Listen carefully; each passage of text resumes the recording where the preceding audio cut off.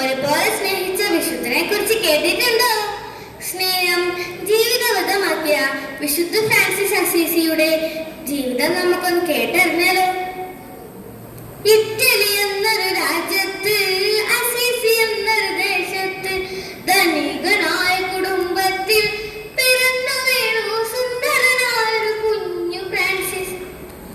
കാരുണ്യത്തിൻ നിറകുടമായ ശരണരുടെ കൈത്താങ്ങാൻ ഭക്തി നിറഞ്ഞ മനസ്സുമായി സഹജീവികളുടെ നായകനായി വളർന്നു വന്നു നാടിനോമനയായി.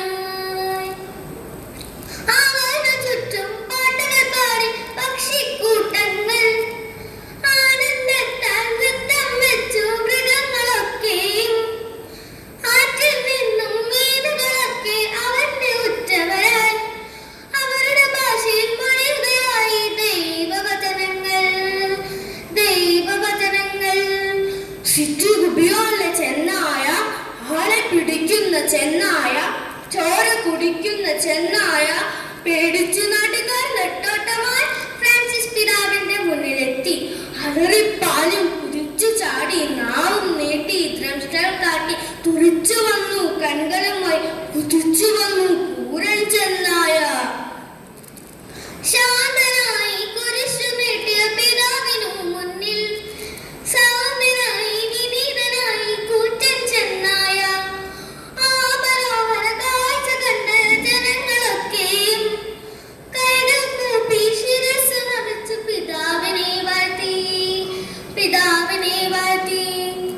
ഉപവാസങ്ങൾ, പ്രാർത്ഥനകൾ 40 ദിനമായി. ആൽവാരിയിലെ കുന്നിൻ മുകളിൽ പാറി വന്നു മാലാഖ. ചിറകുകളാരം വീശിക്കൊണ്ട് പറന്നു വന്നെത്തി. അടുത്തു വന്ന മാലാഖയുടെ രൂപം മാറുന്നു. അത്ഭുതമായി ആശ്ചര്യത്താൽ കൈകൾ കൂപ്പുമ്പോൾ മാഞ്ഞു മറഞ്ഞു മിശിഹാനാഥൻ. പൊടുന്നനെവിടെ, പൊടുന്നനെവിടെ. ഭക്തി നിറഞ്ഞ മനസ്സുമായി കൈകൾ കൂപ്പുമ്പോൾ ശരീരമാകെ വന്നു വിളിച്ചു തിരുമുറിവുകൾ, 5 തിരുമുറിവുകൾ. മനസ്സിലീശോ വെളിച്ചമായി കടന്നു വന്നപ്പോൾ ദൈവദാസനായി മാറി ലോക നന്മയ്ക്കായി, ലോക നന്മയ്ക്കായി.